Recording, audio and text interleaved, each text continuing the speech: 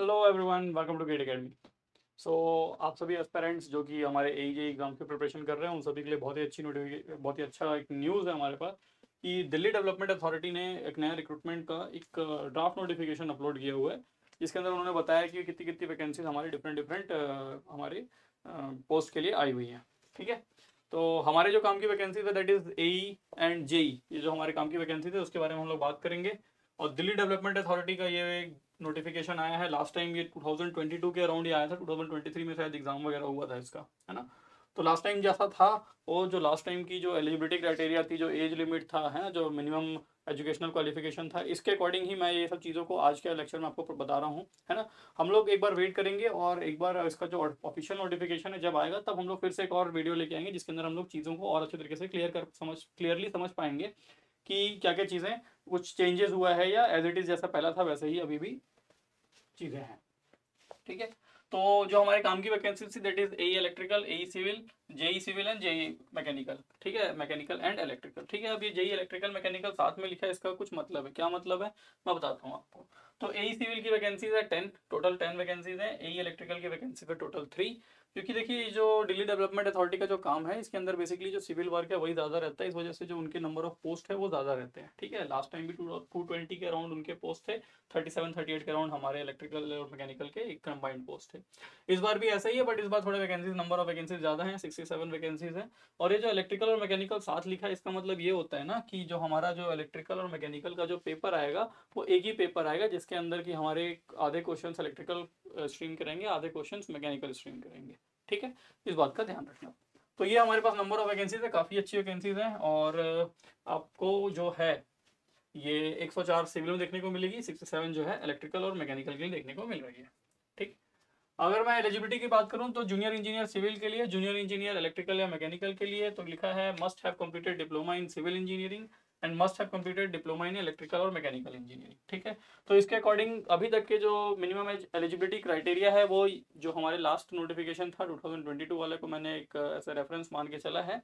तो उसके अंदर जो हमारे को मिनिमम जो क्वालिफिकेशन दिया था एलिजिबिलिटी का वो यही है कि डिप्लोमा होना चाहिए आपके पास। ठीक है ना, कुछ और बातें उस नोटिफिकेशन में लिखी हुई, डिटेल नोटिफिकेशन में अभी आपको ले चलूंगा तो मैं आपको वहां पे चीज़ों को बताऊंगा। ठीक है, एज लिमिट जैसा कि यहाँ पे दिख रहा है आपको 18 से 27 है। ये 27 जो है ये फॉर अनरिजर्व कैटेगरी के लिए है, और जो रिजर्व कैटेगरी रहती है जैसे हमारी ST SC हो गई, OBC कैटेगरी के हो गए, PWD जो हमारे पर्सन विद बेंचमार्क डिसेबिलिटी वगैरह है, उनके लिए और ज़्यादा रिलैक्सेशन यहाँ पे प्रोवाइड किया गया है। ठीक, एग्जाम पैटर्न की बात करूं तो एग्जाम में कैसा एग्जाम होता है, हमारा एग्जाम जो होगा नॉन टेक्निकल सेक्शन आएगा और टेक्निकल सेक्शन आएगा। ठीक है, दो पार्ट्स में ये डिवाइडेड है, टेक्निकल एंड नॉन टेक्निकल। अब जो टेक्निकल नॉन टेक्निकल पार्ट है उसके अंदर भी क्या है, हमारे 40 क्वेश्चन आएंगे, 40 मार्क्स के, 1 question for 1 mark each and 1/3 negative marking आपको यहाँ देखने को मिलेंगी, चाहे वो आप टेक्निकल की बात करें चाहे नॉन टेक्निकल की। नॉन टेक्निकल में आपका जनरल अवेयरनेस है 10 क्वेश्चन, रीजनिंग के 10 क्वेश्चन, क्वांटिटेटिव एप्टीट्यूड के 10 क्वेश्चन और इंग्लिश लैंग्वेज के 10 क्वेश्चन। ठीक है, तो अगर आप SSC की तैयारी कर रहे हो, अगर आप RRB की तैयारी कर रहे हो तो ये सब चीज़ें आप ऑलरेडी कर रहे होंगे, बस आपको एक एक्स्ट्रा पढ़ने की जरूरत है, दैट इज इंग्लिश लैंग्वेज, है ना। नेक्स्ट दैट इज हमारा टेक्निकल। नेक्स्ट है हमारा टेक्निकल। तो टेक्निकल के अंदर क्या है, जो भी आपकी डिसिप्लिन होगी, डिसिप्लिन के अकॉर्डिंग आपको 80 क्वेश्चंस पूछे जाएंगे। अब ये जो डिसिप्लिन है ये डिपेंड करता है कि आप कौन से ब्रांच के हो। अगर आप सिविल के हो तो सिविल के आपको पूरे कंप्लीट 80 क्वेश्चंस आपको देखने को मिलेंगे, लेकिन अगर आप इलेक्ट्रिकल या मैकेनिकल ब्रांच के एस्पिरेंट हो तो आपको क्या कर दिया जाएगा ना, आपके जो एग्जाम में क्वेश्चन आने वाले हैं वो 50-50 बांट दिए जाएंगे, मतलब 40 क्वेश्चन इलेक्ट्रिकल के आएंगे, 40 क्वेश्चन मैकेनिकल के आएंगे। क्या सिलेबस है वो भी आपको दिखा दूंगा। ठीक, तो ये हमारे टोटल 120 क्वेश्चन आएंगे और आपको 120 मार्क्स के आएंगे और आपको 120 मिनट्स मिलेगा, 2 आवर्स ऑफ टाइम मिलेगा आपको इस क्वेश्चन को, पेपर को सॉल्व करने के लिए। ठीक है, पेपर जो है सिंगल स्टेज में होता है, एक स्टेज का पेपर होता है, बस एक स्टेज आपको पेपर देना है, नेक्स्ट स्टेप आपका डॉक्यूमेंट वेरिफिकेशन है और देन आपको जो भी है आपका ज्वाइनिंग वगैरह लेटर मिल जाएगा अगर आप क्वालिफाई कर रहे हैं तो। ठीक है, तो ये हमारा सिलेक्शन प्रोसेस है। पहला क्या है, CBT एग्जामिनेशन देना है, 1 डे एग्जामिनेशन है, unlike of RRB JE and SSC JE जहाँ पे आपको CBT 1 CBT 2 दोनों देना पड़ता है। देन आपका जो है सिलेक्शन होता है, यहाँ पे आपका डायरेक्ट सिलेक्शन हो जाएगा in the basis of CBT 1, जो भी आपका CBT 1 में आप नंबर ऑफ आप जो भी मार्क्स लाओगे उसके बेसिस पे आपका सिलेक्शन हो जाएगा। डॉक्यूमेंट वेरिफिकेशन का आपको बुलाया जाएगा, कुछ रेशियो में बुलाया जाता है ना, और डॉक्यूमेंट वेरिफिकेशन के बाद आपको सिलेक्शन का पक्का है। देन जो रिलैक्सेशन था मैंने बताया, आपका जो मैक्सिमम एज लिमिट है वो 27 ईयर्स की है।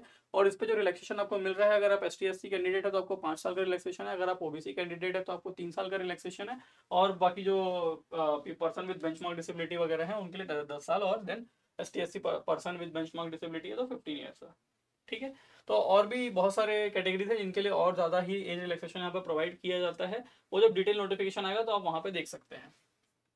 ठीक, तो ये हो गई हमारी कुछ बातें कि भाई हमारे पास क्या एज लिमिट था, क्या एलिजिबिलिटी है, कितनी वैकेंसी आई है हमारी। अब मैं आपको एक बार दिखाना चाहूँगा कि हमारे पास जो नोटिफिकेशन आया है, जो शॉर्ट नोटिफिकेशन आया है, ओके क्या है। ठीक, तो ये शॉर्ट नोटिफिकेशन नहीं है, बेसिकली एक ड्राफ्ट नोटिफिकेशन है। और ये हमारा किसके लिए है, Delhi development authority recruitment cell ने इसको इशू किया है। ड्राफ्ट अपलोड हुआ है 26 तारीख को। ठीक है, अब ये होता क्या है, दिल्ली डेवलपमेंट अथॉरिटी की जो जॉब है काफ़ी अच्छी जॉब रहती है, बिकॉज आपका जो जॉब का जो लोकेशन है, पहली बात तो वो दिल्ली में रहेगा। ठीक है, कोई भी ट्रांसफर नहीं होता। हाँ, दिल्ली के अंदर आपका ट्रांसफर हो सकता है, बट दिल्ली है ही कितना बड़ा। दूसरी बात यह है कि आप हमेशा वहीं रहेंगे, बहुत ही अच्छी सिटी है दिल्ली। दिल्ली सभी चीज़ें आपको, सभी फैसिलिटीज़ आपको वहाँ पे प्रोवाइड की जाएंगी, है ना। प्लस आपको एक गवर्नमेंट जॉब मिल रही है। ठीक, तो ये डिफरेंट पोस्ट है जिसके लिए वैकेंसीज निकली हुई है ना। डिप्टी डायरेक्टर वगैरह ये हमारे जो यूज़ का है वो है A civil, number of vacancies 10, then AE electrical, number of vacancies 3, and then where is junior engineer civil 104 and junior engineer electrical mechanical 67 vacancies। ठीक है, तो ये वैकेंसी दी हुई है। बाकी हल्ला करने के लिए लोग तो पूरा 1383 वैकेंसीज करके बता रहे हैं कि इतनी वैकेंसीज आई है, बट काम की वैकेंसीज हमारी इतनी, वो मैंने आपको बता दिया। ठीक है, जो इसका डिटेल नोटिफिकेशन है, ये आपको क्या करना है, www.dda.gov.in, उस पर आपको रेगुलरली वहाँ पे विजिट करते रहना है और देखना है कि कब इसकी डिटेल नोटिफिकेशन आपको यहाँ पे प्रोवाइड कर दी जाएगी। ठीक है, और जब भी प्रोवाइड की जाएगी तो मैं आपके लिए यहाँ पे एक डिटेल वीडियो आपको यहाँ पे प्रोवाइड करूँगा। ठीक है, बस इतना ही है हमारे जो भी ये ड्राफ्ट नोटिफिकेशन आया है इसके अंदर। जो हमारा प्रीवियस नोटिफिकेशन था उसके अंदर की अगर मैं बात करूँ तो वहाँ पे आपको एलिजिबिलिटी क्राइटेरिया के बारे में भी चीज़ें दिख जाएंगी कि कौन एलिजिबल है, बीटेक एलिजिबल है या नहीं है ना। ये कब का आया था हमारा, 2022 में ये हुआ था, 2023 में इसका एग्जाम वगैरह लिया गया था, है ना। और इसके अंदर सिलेबस वगैरह भी हम लोग यहाँ पे देख लेंगे। ठीक, तो ये है हमारा जूनियर इंजीनियर सिविल 18 से 27 तक के। बाकी किस क्या होना चाहिए इसके अंदर, आपका eligibility diploma in civil engineering from recognise institution और इक्विवेलेंट। 220 वैकेंसी लास्ट टाइम आई थी। ठीक है, और देन जूनियर इंजीनियर इलेक्ट्रिकल और मैकेनिकल की बात करें तो फिर वही डिप्लोमा इन इलेक्ट्रिकल और mechanical engineering from recognise institution और इक्विवेलेंट। ठीक, ये हो गया कौन कौन कहाँ से एलिजिबल है, वो सब चीज़ें आपको बाद में जब डिटेल नोटिफिकेशन आएगा तो दिखेगा। अब इसके अंदर लिखा हुआ है for the post of junior engineer civil post code 2 and junior engineer electrical mechanical post code 3, only those candidate who are in possession of diploma in civil engineering, diploma in mechanical and electrical engineering or equivalent qualification are eligible to apply for the post of junior engineer civil and junior engineer electrical mechanical। ठीक है, possession मतलब उसके पास है, जो pursue कर रहे हैं, last year में है, अभी तक डिग्री नहीं मिली है, उनके लिए भाई नहीं है। ठीक है ना, सीधी सी बात यहाँ लिखी हुई है। The candidate who are in position of degree, degree means BTech B BTech की बात कर रहा है, इलेक्ट्रिकल इंजीनियरिंग में, सिविल इंजीनियरिंग में, can not apply for the post since the same has not been considered as equivalent qualification to diploma. Clear, तो यहाँ पे साफ साफ लिखा हुआ है, क्या लिखा हुआ है, यहाँ पे लिखा हुआ है, कहाँ चला गया बोला, the candidates who are in possession of degree in civil engineering or electrical mechanical engineering cannot apply for the post since the same has not been considered as equivalent qualification for diploma. However, if the candidate has first obtained diploma in the respective trade and subsequently obtained a degree in the respective trade, are eligible to apply for on the basis of diploma qualification. Clear? तो 2022 की vacancy जो आई थी, है ना, उसका ये notification था। ठीक, इसमें ऐसा मेंशन्ड है कि भाई जो डिग्री और वो हैं, डिग्री वाले हैं, उनको अप्लाई करने का मतलब उनको इक्विवेलेंट नहीं माना गया है डिप्लोमा के। ठीक है, बट वेट करते हैं, देख लेते हैं इस बार का जो नोटिफिकेशन है उसमें कोई अपडेट आता है, कोई चीज़ें चेंजेस होता है, क्या होता है बता दिया जाएगा आपको। ठीक, बाकी ये डिसेबिलिटी के लिए है। देन सिलेबस में आपको एक बार दिखाना चाह रहा था कि सिलेबस हमारा कहाँ पे है। बाकी क्या क्या चीज़ें प्रोहिबिटेड हैं, क्या क्या चीज़ें आप ले जा सकते हो, कौन अप्लाई कर सकता है, ये आपकी एज रिलैक्सेशन है डिफरेंट डिफरेंट चीज़ों के लिए, ये भी आप देख सकते हैं ना। एप्लीकेशन फ़ी लास्ट टाइम 1000 थी, ठीक है। और एग्ज़ाम का जो सेंटर है वो शायद ओनली इन दिल्ली मिलता है, ठीक है, दिल्ली वगैरह में ही आपको एग्जामिनेशन सेंटर मिलेगा। जूनियर इंजीनियर,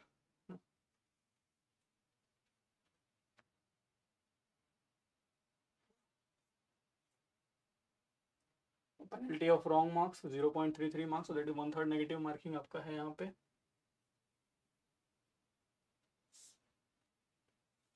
ठीक, ये जो इंटरव्यू लिखा है जहाँ पे भी प्रिस्क्राइब्ड है वहीं के लिए है, जूनियर इंजीनियर के लिए नहीं है ये चीज़, ठीक।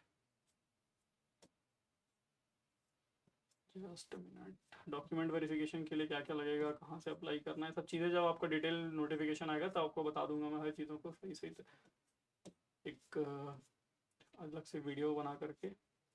करस्पॉन्डेंस विद DDA कब आओगे भाई, वार्निंग भी आ गया।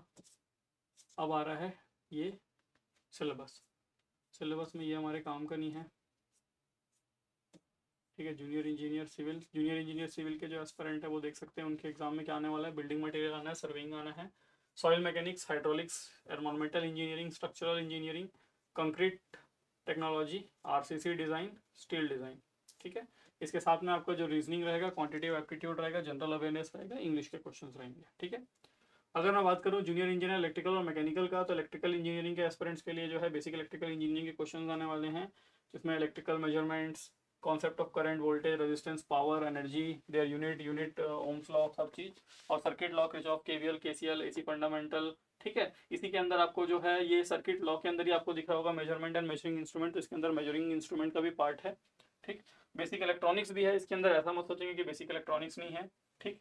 इलेक्ट्रिकल मशीन की बात करेंगे तो इलेक्ट्रिकल मशीन के अंदर सभी चीज़ें आने वाली हैं। यहाँ पे single phase transformer, 2 face, 3 phase transformer, DC machine हो गया हमारा, ऑल्टरनेटर हो जाएंगे, ठीक है ना। फ्रैक्शनल किलोवाट आवर मोटर भी है, सिंगल फेस इंडक्शन मोटर भी है, fractional kilowatt hour motor, single phase induction motor, 3 phase induction motor, reluctance motor, सभी चीज़ें यहाँ पे पूछी जा रही है।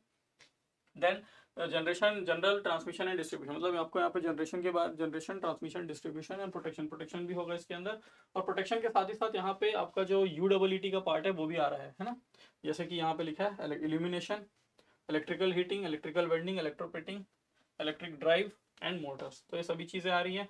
साथ ही आप देख सकते हो यहाँ पे लाइटनिंग अरेस्टर, ये फीडर, और मर्ज प्राइस, बकल्स रिले, मर्ज प्राइस सिस्टम, और protection of generator, fuses, HRC, principle of extension of oil in by oil and air, ठीक है। तो सभी चीज़ें स्विच गियर से भी क्वेश्चन यहाँ पे बनेगा।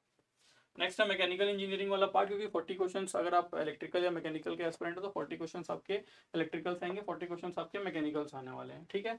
ये मैकेनिकल इंजीनियरिंग की मैं बात करूँ तो फ्लो ऑफ फ्लूइड्स आने वाला है, थर्मल इंजीनियरिंग आने वाला है, प्रोडक्शन इंजीनियरिंग आने वाला है, strength of material, theory of material, theory of machines, and then हाँ इसके साथ में ये दोनों तो आएंगे ही, इलेक्ट्रिकल मैकेनिकल का part, then reasoning, aptitude, general awareness और इंग्लिश, ये चीज़ें यहाँ पे कॉमन है। 40 क्वेश्चन यहाँ से आएंगे, 40 क्वेश्चन मैकेनिकल से, 40 क्वेश्चन इलेक्ट्रिकल से, ठीक है। तो ये हमारा जो है ये सिलेबस रहने वाला है for over DDA JEE exam. हम लोग एक्सपेक्ट कर रहे हैं कि भाई हमको क्या मिलेगा, हमको ये देखने को मिलेगा कि BTech वाले के लिए भी एलिजिबिलिटी यहाँ पे प्रोवाइड की जाए। सेकेंड थिंग इज़ दैट ज़्यादा बेटर होगा कि अगर हमारा इलेक्ट्रिकल का सिलेबस अलग कर दिया जाए, मैकेनिकल का सिलेबस अलग कर दिया जाए, बट देखते हैं क्या DDA क्या डिसाइड करता है, वही हम सभी को मानना है ना। तो उसके अकॉर्डिंग जब भी इसका डिटेल नोटिफिकेशन आएगा तो मैं आपके लिए एक नया वीडियो लेके आऊँगा जहाँ पे मैं आपको कंप्लीट इन्फॉर्मेशन प्रोवाइड करूँगा। प्लस उसके साथ ही साथ मैं आपको यहाँ से गाइडेंस भी प्रोवाइड करूँगा किस तरीके से आपको इस एग्जाम की प्रिपरेशन करनी है, अगर मैकेनिकल इलेक्ट्रिकल साथ में आ रहा है तो। और जैसे ही हमारा ये नया नोटिफिकेशन, एक डिटेल नोटिफिकेशन DDA प्रोवाइड करता है, उसके अकॉर्डिंग हम लोग अपना जो गेट एकेडमी के अंदर जो हमारे कोर्सेज हैं, हम लोग आपके लिए कोर्सेज भी लॉन्च करेंगे और काफ़ी अच्छा कोर्स रखेंगे हम लोग आपके लिए। बट वो डिपेंड करता है कि हमारा जो एग्ज़ाम का पैटर्न है इस बार कुछ चेंज होता है या वैसे ही रहता है, ठीक है। अदरवाइज़ तो मतलब अभी से लॉन्च करने का कोई सेंस बनता नहीं है, बट देखते हैं, ठीक है। चलिए फिर जब भी इसका नोटिफिकेशन आएगा तो मैं आपके लिए एक डिटेल वीडियो लेके आऊँगा। तब तक के लिए अपनी तैयारी को यहीं बनाए रखिए। Tata bye, see you.